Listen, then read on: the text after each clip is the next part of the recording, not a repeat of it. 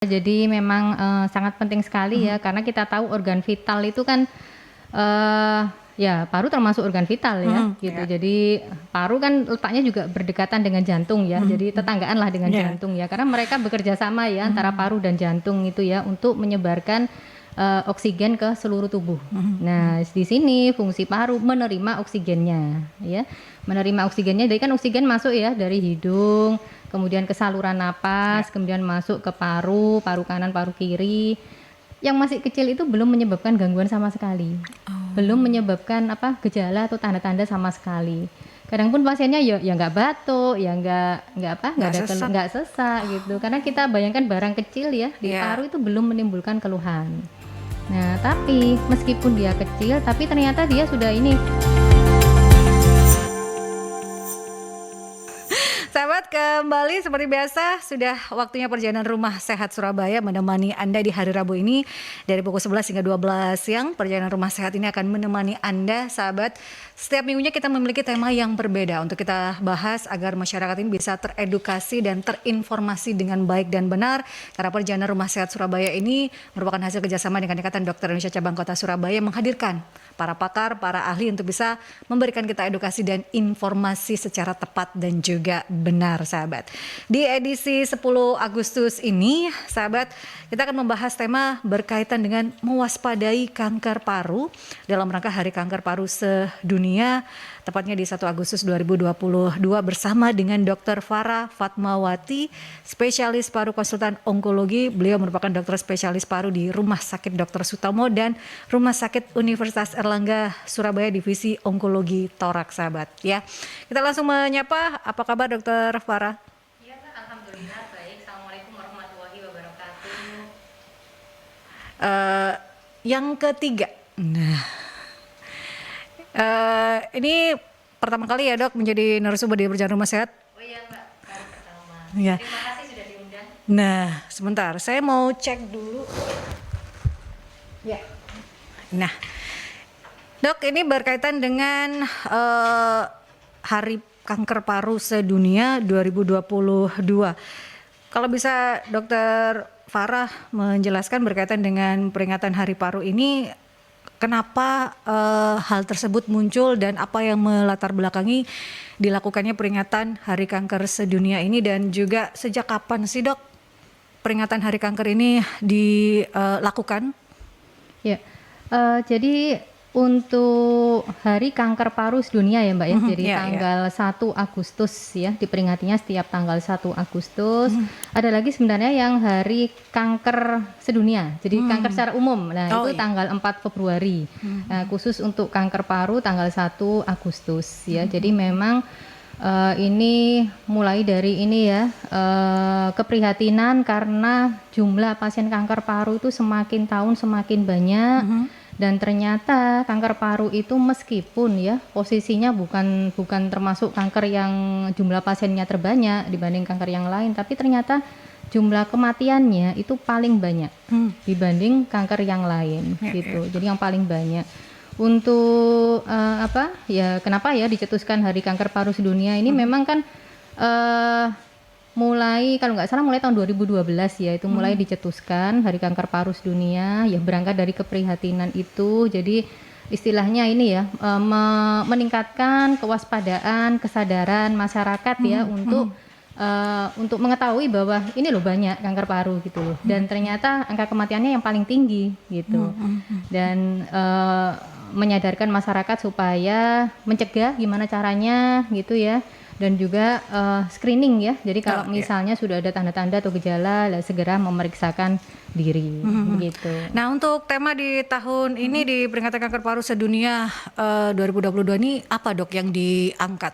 Ya, untuk tema dari Hari Kanker Paru sendiri memang tidak ada secara spesifik, cuma kalau mengikuti tema dari Hari Kanker Sedunia, itu temanya itu close the care gap. Jadi istilahnya ini ya, mengatasi kesulitan-kesulitan ya yang didapatkan oleh masyarakat untuk mendapatkan pelayanan kanker, baik secara diagnostik, istilahnya baik dari penegakan diagnosisnya maupun dari pemberian layanan terapinya gitu. Karena kita tahu kalau di daerah-daerah ya Mbak ya, nah itu fasilitas terbatas.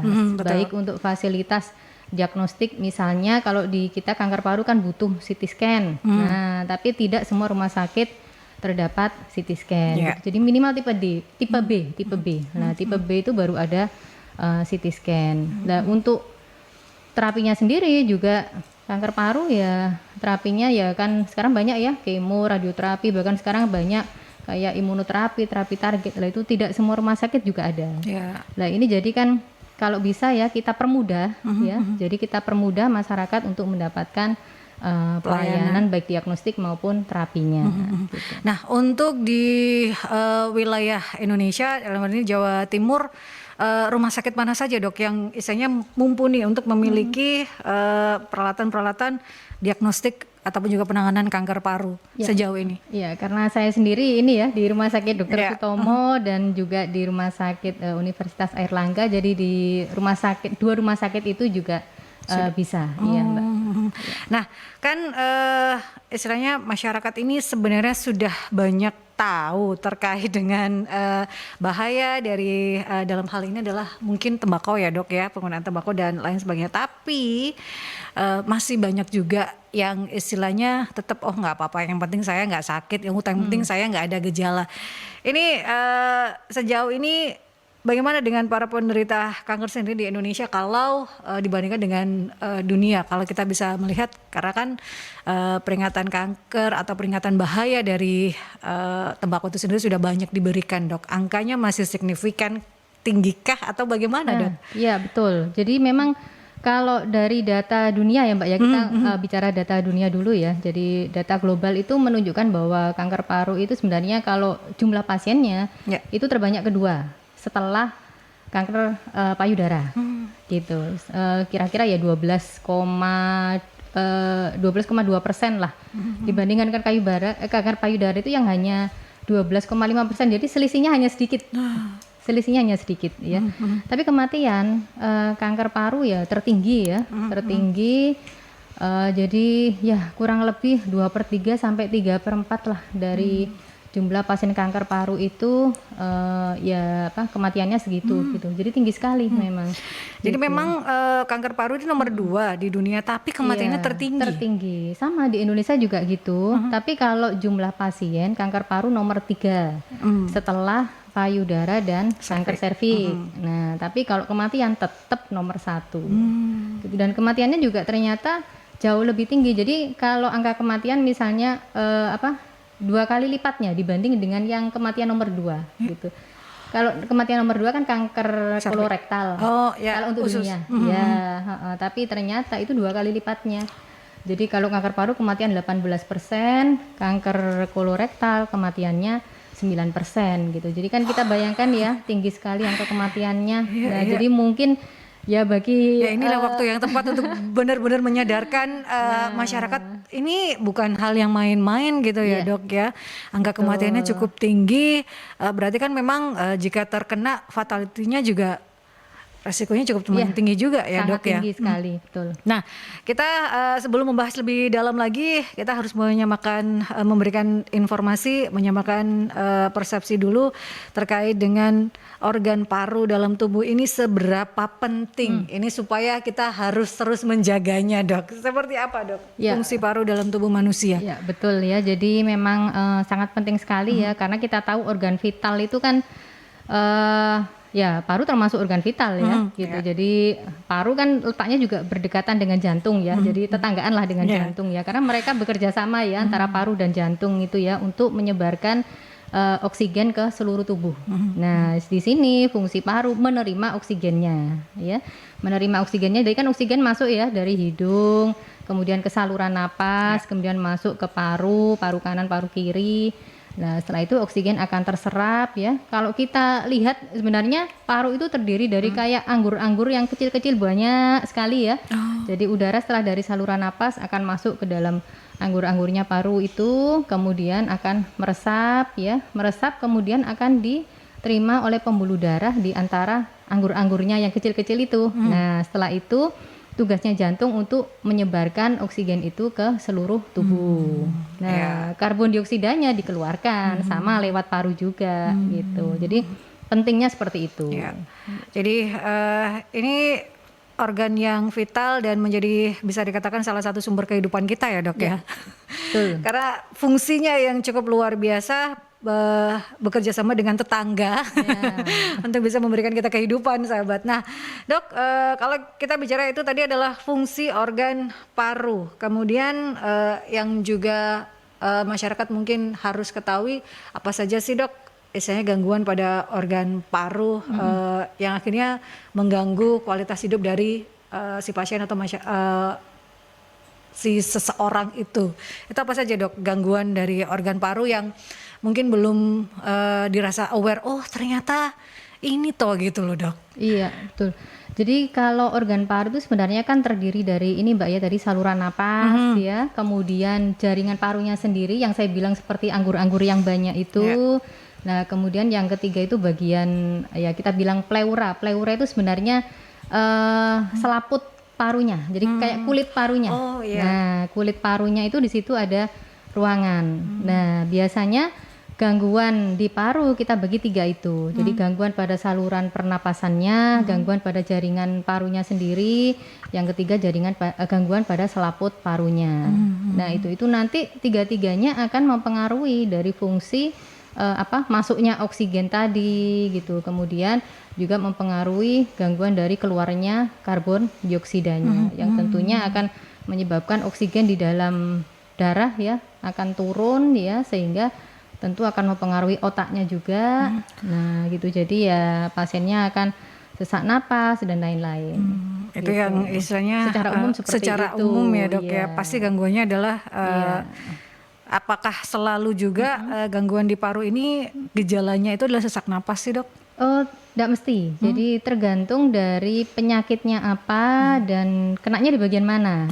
Gitu. Tapi ya hampir rata-rata ya saluran napas juga biasanya sesak ya. Kalau saluran napas biasanya penyakit asma gitu ya, atau PPOK. PPOK itu kayak paru molor gitu ya. Nah, paru molor itu biasanya akibat merokok juga ya. Kalau asma biasanya akibat alergi gitu ya. Kemudian yang penyakit di jaringan parunya sendiri itu ya bisa misalnya ya seperti ini ya, kanker paru, kemudian pneumonia ya, atau radang paru, atau malah TB ya, tuberkulosis itu yang banyak itu ya, tuberkulosis dengan segala komplikasinya gitu. Kemudian kalau yang pleura atau selaput paru, nah itu biasanya penyakitnya kalau orang bilang mungkin paru-paru basah mungkin yang selaput parunya kemasukan air, seperti itu. Nah ini juga sedikit menyambung terkait dengan paru-paru basah yang juga mungkin ingin saya tanyakan, benar nggak sih dok, biasanya kalau kebanyakan kena kipas angin tuh banyak akhirnya menyebabkan paru-paru basah. Ini gara-gara kebanyakan kipas angin nih akhirnya, itu benar nggak sih dok? Terus tidur di lantai. Nah ini itu mitoskah atau benarkah? Memang ini ya rata-rata hampir semua pasien menanyakan seperti itu. Ini kenapa ya dok? Apa karena ini ya ibu saya keseringan tidur di lantai atau tidurnya pakai kipas loh dok? Ya. Jadi saya sendiri sebenarnya bingung ya dengan istilah paru-paru basah yang dimaksud itu yang mana gitu ya. Karena kalau dibilang basah ya bisa saja saya nggak tahu yang dimaksud selaput parunya kemasukan air. Atau mungkin jaringan paru-parunya yang banjir terendam air. Lah itu juga penyebabnya sebenarnya banyak sekali gitu ya. Jadi kalau karena tidur di lantai atau kipas ya itu mungkin mitos ya mungkin ya.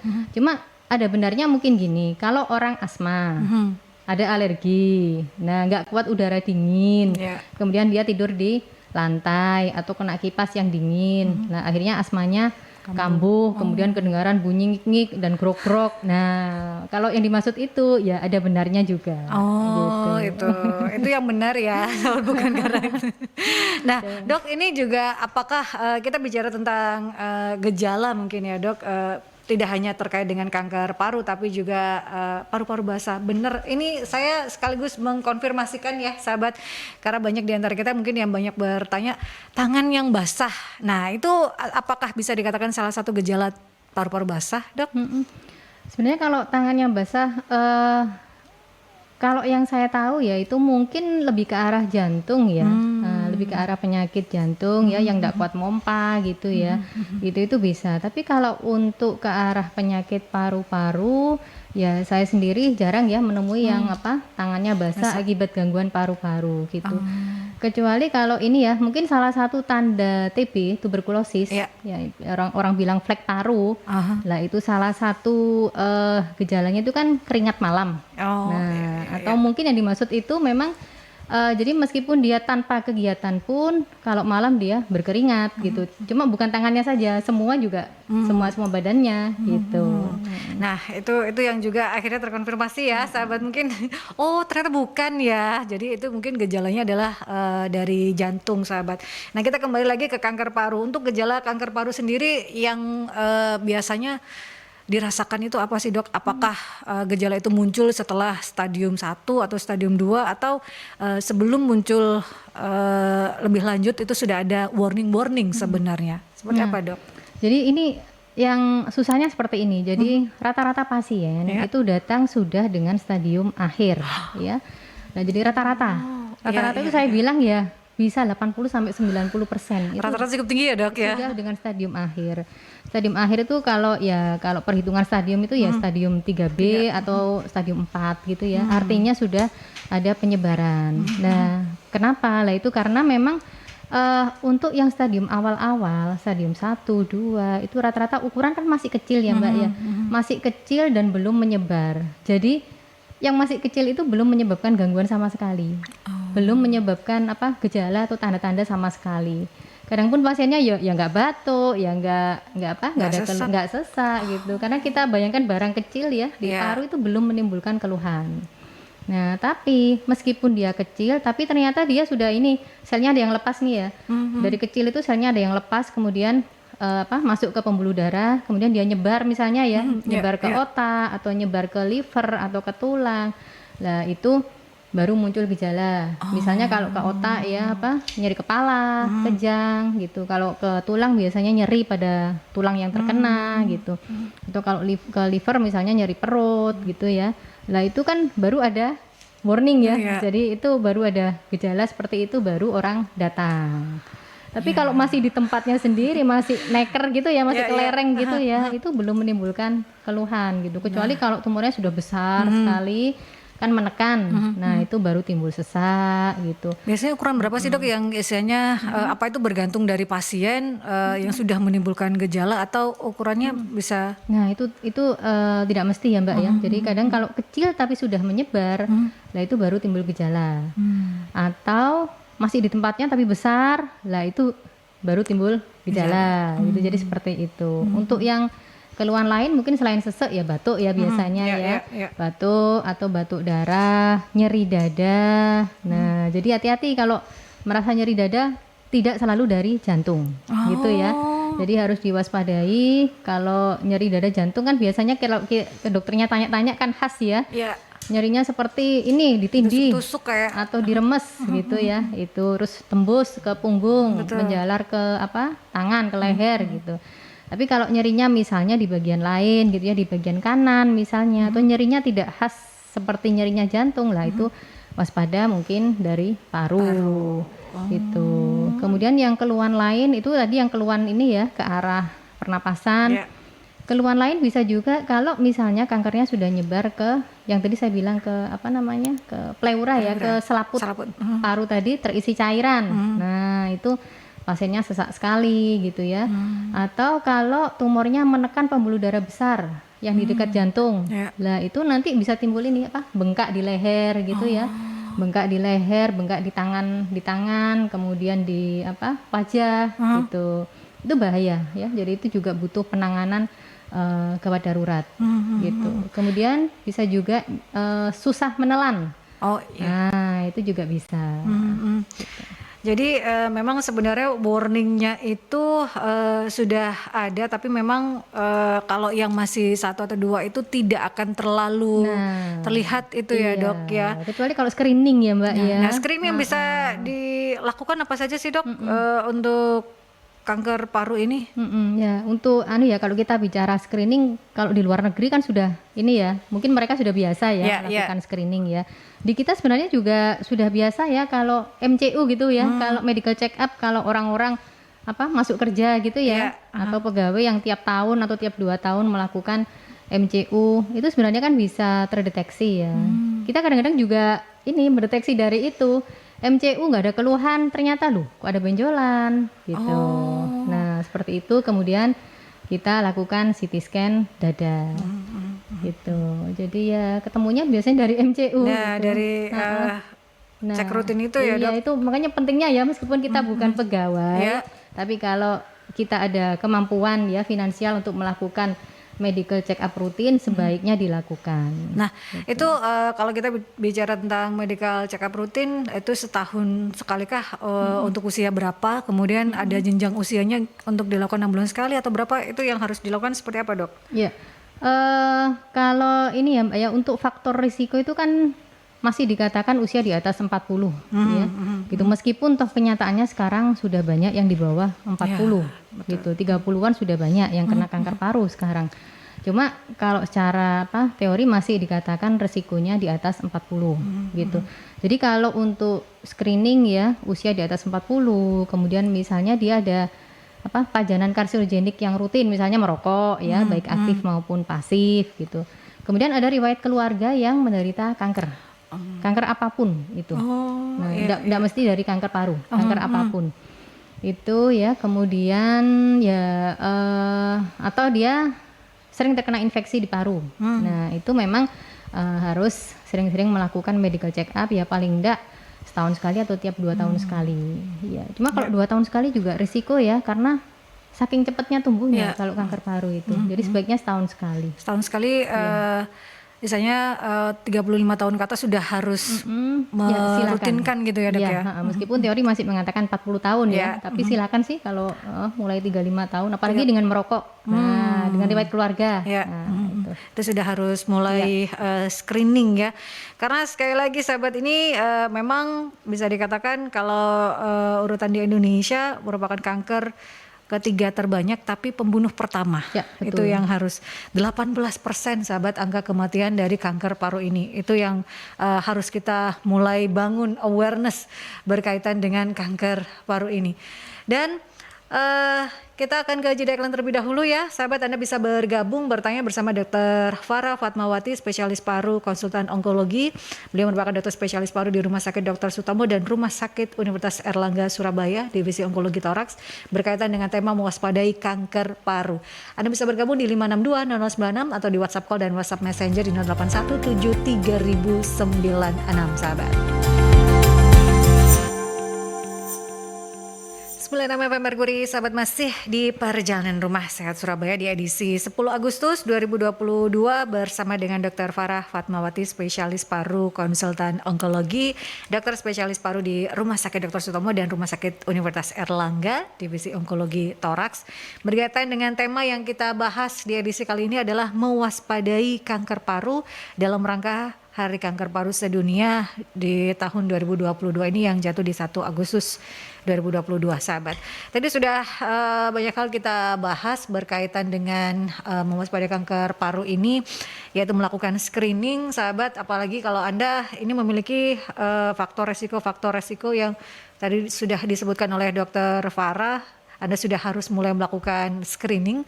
Di usia 35 tahun ke atas itu akan lebih baik lagi 1 tahun sekali ya sahabat, medical check up rutin, karena kebanyakan diketahuinya itu adalah saat medical check up rutin ya dok ya.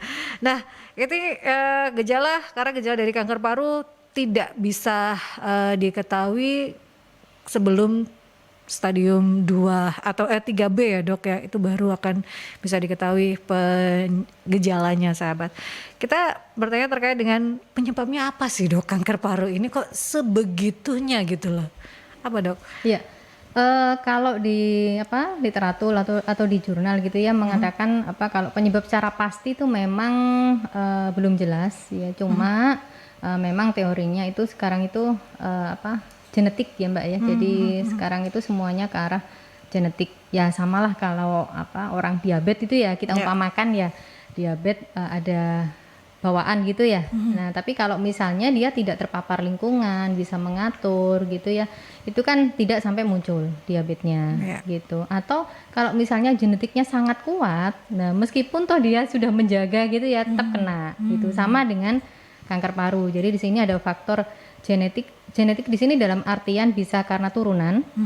Atau bisa juga karena di dalam tubuhnya sendiri, meskipun tidak ada riwayat keturunan, tapi dalam tubuhnya ada sistem tubuh yang misalnya DNA-nya itu tidak bisa memperbaiki secara baik gitu.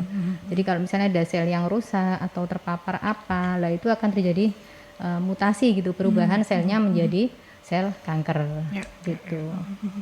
Nah, apakah selalu tembakau ini menjadi penyebab utama kanker paru, Dok? Ya, kalau tembakau itu dibilang bukan penyebab ya, tapi faktor risiko.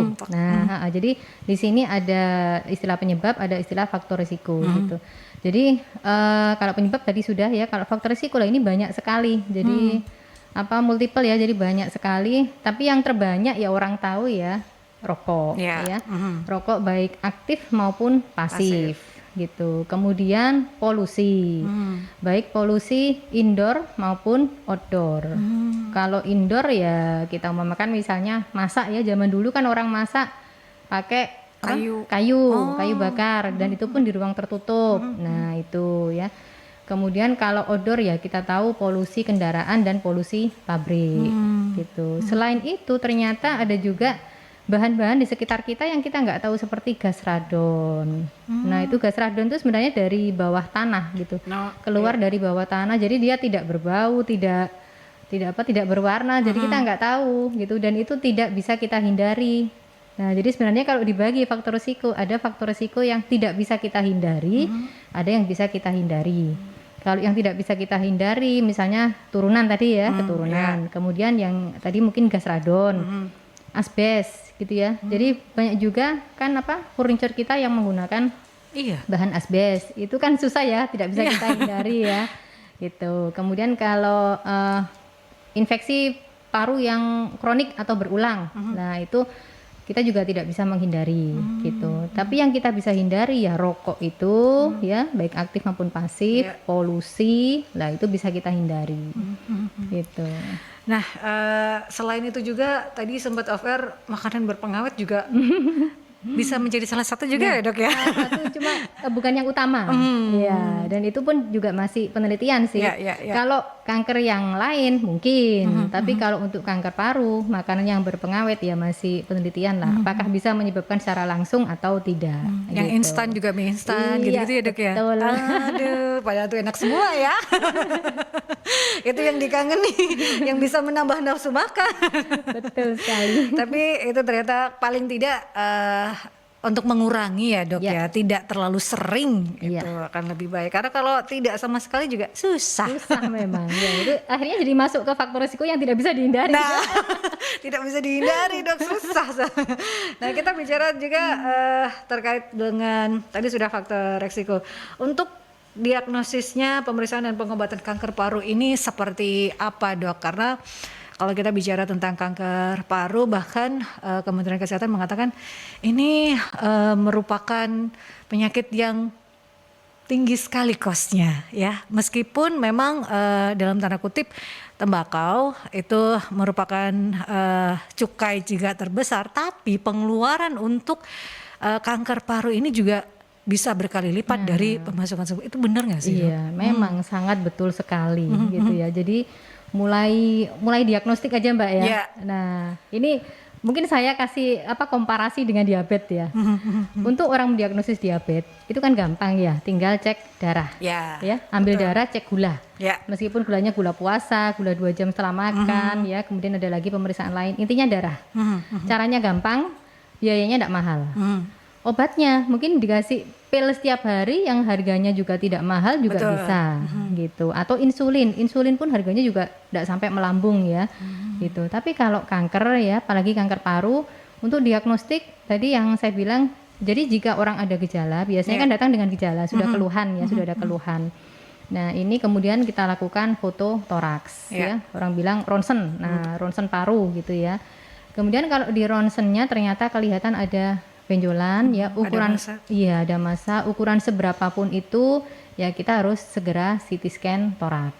Nah, dan biasanya dengan kontras. Kontras itu kalau kita bilang pewarna. Nah, kita bilang pewarna ke pasien ya, disuntikkan.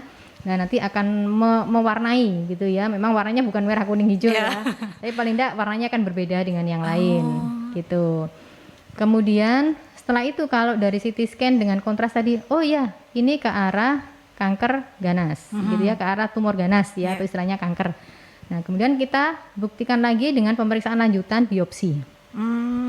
Biopsi itu disuntik ya di dadanya atau punggungnya, diambil, disedot sedikit jaringannya, dilihat selnya apa. Nah, itu nanti yang akan menentukan jenisnya itu apa. Karena jenisnya nanti yang akan menentukan terapinya. Gitu. Misalnya kemonya mau kemo yang jenis apa gitu, atau perlu radiasi kah, atau perlu obat yang lain, kan obatnya sekarang banyak Mbak ya, yang baru-baru itu gitu. Dan itu pun ya yang tadi Mbak bilang ya, yang harganya sangat melambung ya, sangat melambung sekali. Jadi mungkin kalau saya sampaikan kemo saja ya, kemo konvensional, artinya yang kemo infus, sekali kemo itu bisa puluhan juta. Sekali kemo. Iya, karena kan kemo itu kan kombinasi dari 2 obat untuk yang awal-awal itu. Nah, itu aja sudah bisa sampai puluhan juta, belasan paling enggak ya. Kemudian ada lagi radiasi ya. Radiasi pun enggak murah, mahal itu radiasi, dan antrinya pun banyak sekali ya.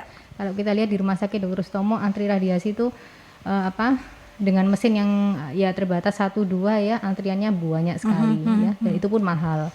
Kemudian kalau kita bilang terapi yang lain, kemo, radiasi, kemudian terapi target ya. Yang baru ada terapi target itu berupa pil. Jadi pil yang diminum setiap hari. Nah, ini mahal sekali ya, Dok ya. Jangan dikira hanya pil harganya murah. Ini bukan pil sembarang pil gitu ya, Dok ya. Betul ya. Jadi kalau pil itu harganya ya paling enggak 1 tablet ya, kalau harga umum bisa 1 pil itu bisa antara 1 sampai 3 juta. 1 pil, dan itu harus diminum setiap hari. Seumur hidup. Jadi seumur hidupnya dia, atau sampai tumornya membesar. Kalau membesar artinya pilnya sudah tidak mempan. Gitu. Itu bayangkan biayanya berapa ya kalau beli sendiri. Tapi kalau yang pil alhamdulillah ada yang ditanggung BPJS. Gitu. Sudah ada yang tanggung BPJS. Ada lagi yang kita sebut imunoterapi. Jadi terapi imun. Nah, ini yang harganya sangat melambung tinggi. Jadi bisa saja satu pemberian imunoterapi bisa sampai ya 30 jutaan, itu juga bisa. Nah, ini dibutuhkan berapa kali imunoterapi, Dok? Pemberiannya biasanya tiap 2 minggu atau tiap 3 minggu. Nah, dan itu ya sama seumur hidup atau sampai tumornya membesar. Artinya kan sudah tidak mempan kalau membesar.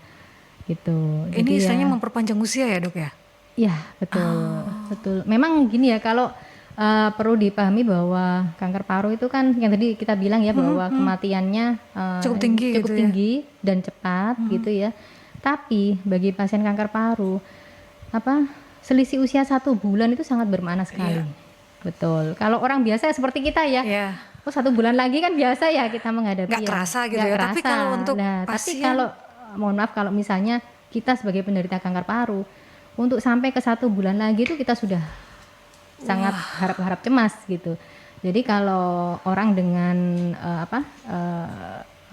orang yang istilahnya punya uang ya, itu kan pasti akan melakukan semampunya ya untuk mencapai 1 bulan itu gitu. Semaksimal mungkin supaya istilahnya bisa tetap bertambah usianya gitu. Betul. Ya, Dok ya. Seperti itu ya, sahabat luar biasa. Berarti ini fatality-nya cukup lumayan tinggi. Nah, ini sudah ada pertanyaan yang masuk dari Eka. Dok, apakah mungkin orang yang terkena kanker paru ini bisa sembuh total? Nah, ini karena fatality-nya cukup tinggi ya, Dok. Ini gimana nih, Dok? Betul ya. Jadi meskipun fatal ya, dengan kematian tertinggi tadi, ya masih ada kemungkinan untuk sembuh meskipun hanya sekian persen, dan saya bilang mungkin ya nggak sampai 10% ya sebenarnya ya, tapi kan tetap ada harapan. apapun kan ada obatnya ya. Nah, dan apapun sebenarnya bisa sembuh meskipun ya sekian persen. Jadi tapi kita kembali ke stadium.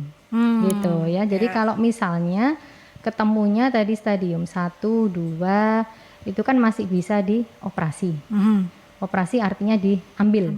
Ambil itu biasanya bukan hanya kita umpamakan tumor itu neker ya. Jadi kelereng gitu ya, bukan hanya ngambil kelerengnya saja, tapi ngambilnya juga jaringan paru yang di sekitar kelerengnya itu. Gitu. Jadi ngambilnya bukan hanya tumornya saja. Kalau tumornya saja pasti dalam waktu dekat akan segera tumbuh lagi gitu. Jadi ngambil sekalian jaringan paru yang di sekitarnya. Itu stadium 1, 2. Ya, 1 lah ya. Tapi kalau 2 setelah setelah operasi itu masih ada lanjutan. Kan kita nggak tahu ya apakah tumornya itu sudah ada yang lepas selnya, sudah jalan kemana-mana.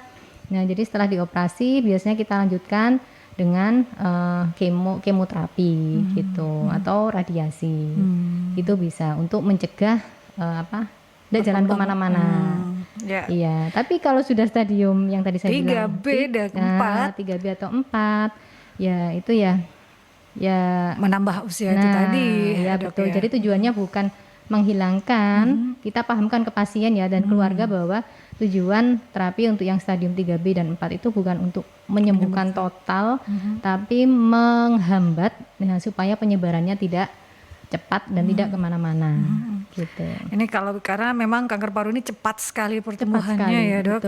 Dibanding kanker yang lain. Dibandingkan kanker yang lain. Jadi sekali kalau sudah stadium 3B dan 4 ini hanya untuk menambah, dan ini yang pemahaman ini yang mungkin rada susah diberikan kepada keluarga ya dok ya. Iya, yang susah kita Mbak, karena kita nggak tega ya menjelaskan ke keluarga itu, ke pasien saya keluarga. Menjelaskan yang ini loh realnya gitu ya. Betul, itu susah sekali. Iya. Gimana dok pengalamannya?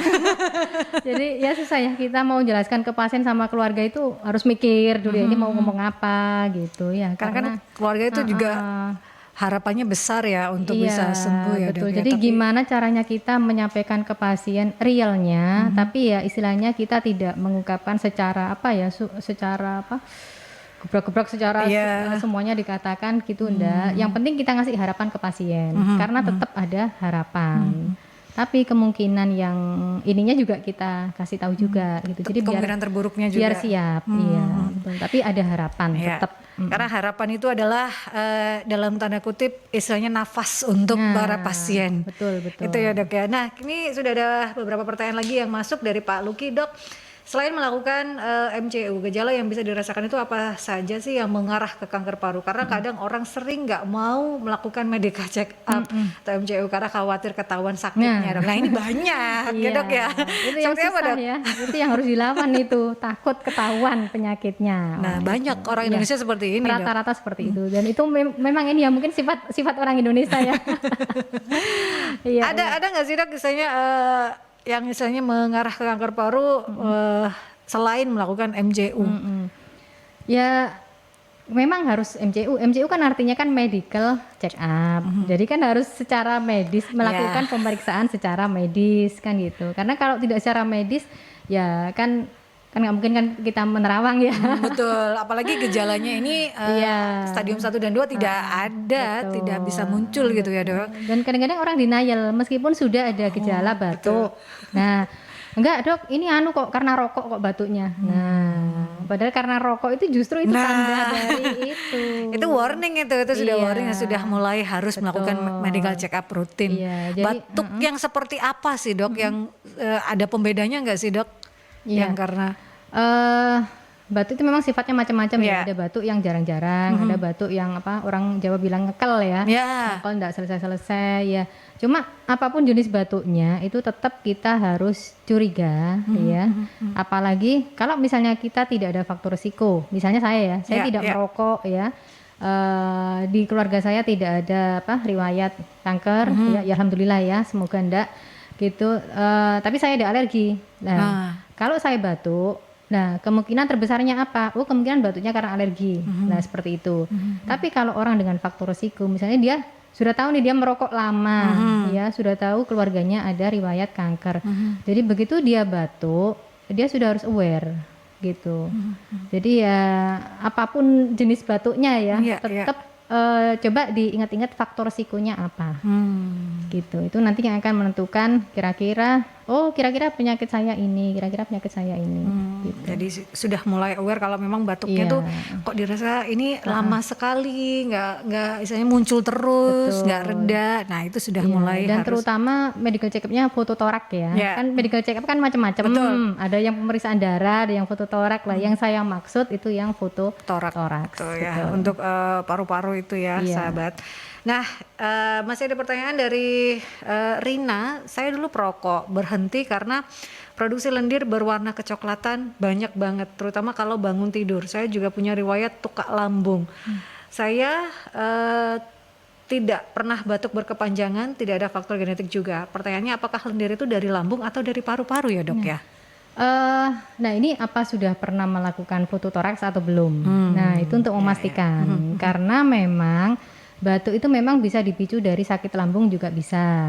Itu yang namanya GERD ya. GERD. Nah, jadi GERD itu kan kalau orang tukak lambung, kemudian asam lambungnya naik ya. Kalau misalnya posisi orang tidur kan ini ya datar ya. Telentang ya, atau tengkurap pun sama lah, yang penting telentang ya. Telentang kan akhirnya asam lambung kan bisa ini ya mengalir sendiri, naik ya. Kemudian begitu dia nyampe di ya tenggorokan sini ya, kemudian dia akan masuk ke paru, dan itu tidak disadari karena kan posisi tidur. Nah posisi tidur orang biasanya refleks batuk juga kurang bagus. Tapi begitu dia bangun pagi hari, nah otomatis akan merasa langsung dibatukkan. Nah jadi seperti itu yang dari lambung. Nah cuma kita nggak bisa membedakan itu dari lambung atau dari paru kalau tidak melakukan pemeriksaan fototoraks gitu. Jadi supaya lebih pasti lagi ya, Mbak Rina atau Bu Rina ini bisa cek fototoraks terlebih dahulu apakah benar-benar ini karena lambungnya atau memang karena paru-parunya. Karena memang tadi ada dulunya adalah perokok, dari riwayat rokok tersebut. Nanti akan kelihatan ya paru-parunya apakah bersih atau ada bercak. Betul. Kalau merokok lama kan kemungkinan bisa PPOK yang tadi yang paru molor gitu. Atau bisa juga infeksi yang kita nggak tahu, karena kan tadi disampaikan dahaknya warnanya kecoklatan. Betul. Nah, kecoklatan memang bisa, ini benar-benar apakah kecoklatan bisa karena infeksi atau kecoklatan yang mungkin sebenarnya bercampur darah, jadinya kelihatan kayak coklat, gitu kan bisa. Gitulah itu ya urgent harus segera fototoraks. Ini karena lendirnya berwarna kecoklatan ya, jadi Mbak Rina bisa cek dan juga sudah harus mulai aware ya, ini melakukan cek fototoraks kalau ingin cek di paru-parunya. Nah, ini pertanyaan dari Silva. Apakah mayoritas perokok berpotensi kanker paru? Mohon dijelaskan juga paru-paru yang sudah berlubang-lubang hasil fotonya, apakah juga ini bisa mengarah ke kanker paru, Dok? Ya, baik. Jadi kalau faktor risiko perokok, ya, perokok memang tidak mesti ya akan terkena penyakit paru, penyakit paru apapun itu. Kalau perokok kebanyakan kan kalau nggak kanker paru, PPOK yang tadi ya, paru molor itu ya, gitu. Jadi tapi tidak mesti ya. Kadang kan orang denial ya. Betul. Saya merokok lama tapi nggak apa-apa, gitu. Sampai umur 80 tahun nggak apa-apa. Jadi kan tidak semua akan terkena, ya. Tergantung dari faktor risiko yang lain, gitu. Ya, kemudian yang pertanyaan kedua tadi Mbak. Ini yang lubang-lubang hasil fotonya, apakah itu bisa mengarah ke kanker paru-paru, Dok? Kalau kanker paru gambarannya biasanya itu fototorak ya, itu putih ya. Jadi ada putih-putih di situ, ada kayak massa ya. Massa, kita bilang massa atau benjolan di paru-paru, fototoraknya gambarannya warna putih. Gitu. Tapi kalau lubang-lubang itu biasanya berbeda penyakitnya. Kalau lubang-lubang biasanya tidak mengarah ke kanker paru, tapi bisa juga ke arah ini ya, bronkiektasis atau TB, tuberkulosis, itu bisa. Jadi lebih ke arah ke infeksi, gitu. Jadi kalau bronkiektasis memang paru-parunya lubang-lubang seperti ini, honeycomb, jadi seperti sarang tawon. Iya, jadi seperti sarang tawon gitu, lubang-lubang. Lah di situ akan tempat untuk berkumpulnya dahak. Dan itu akan susah keluar. Betul. Nah, itu yang mungkin nanti dahaknya warna coklat gitu. atau berdarah itu bisa. Jadi kalau lubang-lubang biasanya ke arah infeksi. Tapi itu kan juga Gitu. parah juga ya dok ya, Iya, itu kan kalau bahaya sampai juga lubang ya. berarti bahaya. Karena lubang itu artinya anggur-anggur paru yang kecil-kecil betul. tadi itu jadi kayak sobek ya. Jadi misalnya ada anggurnya 1000 ya. Iya. Nah, antara anggur-anggur yang berdekatan misalnya 2-3 anggur itu jadi satu anggur. Jadi kan artinya ada yang sobek, Iya. ada yang pecah di situ. Akhirnya menggabung jadi satu. Nah, jadi kelihatannya di foto torak kelihatan lubang-lubang karena besar. Kalau masih anggur-anggur paru yang masih bagus nggak kelihatan karena saking kecil-kecilnya. Iya. Gitu. Kalau sampai terlihat artinya menggabung jadi satu, artinya ada anggur paru yang robek. Gitu. Ya luar biasa, kita baru banyak sekali. Nah ini pertanyaan tambahan dari Silva, paru berlubang itu penyebabnya apa ya dok? Ya betul ini karena iya betul ini dahak produksi terus padahal nggak batuk. Nah itu seperti tambahan dari Silva Oh yang tadi Iya. ya, ya itu perlunya foto torak ya untuk memastikan ya. Kalau nanti foto toraksnya bagus ya sudah mungkin yang ini yang dari lambung Yang tadi berlubang itu ya. bukan ini yang hasil foto toraknya berlubang-lubang, paru berlubang itu penyebabnya apa ya dok? Iya betul ini dahak produksi terus. Dia memang karena dokter tadi mengatakan bahwa di lubang-lubang itu diisi dengan dahak gitu. Nah ini si Silva mengatakan produksi terus dok dahaknya padahal nggak batuk. Iya betul, karena ya seperti kita menampung kan ya, namanya lubang lah kan itu kan kayak menampung sesuatu dan itu akan susah dikeluarkan gitu. Karena kalau paru-paru lubang artinya sudah ada jaringan paru yang kita bilang rusak ya. Nah kalau rusak otomatis respon paru untuk mengeluarkan dahak secara otomatis itu juga akan berkurang fungsinya. Nah artinya stagnan di situ nanti dahaknya. Gitu. Biasanya penyebabnya kenapa dok kalau istilahnya paru-parunya ini berlubang seperti itu? Yang saya bilang tadi jadi kebanyakan karena infeksi. Nah, entah itu bronkiektasis atau TB paru, TBC. Nah, jadi tuberkulosis itu ya. Awalnya tuberkulosis dulu, kemudian mungkin sudah menyembuh, cuma karena pengobatannya terlambat ya, mungkin karena datangnya terlambat ya. Jadi meskipun sudah diobati, nah akhirnya bekas luka di paru-parunya itu tidak bisa kembali seperti semula.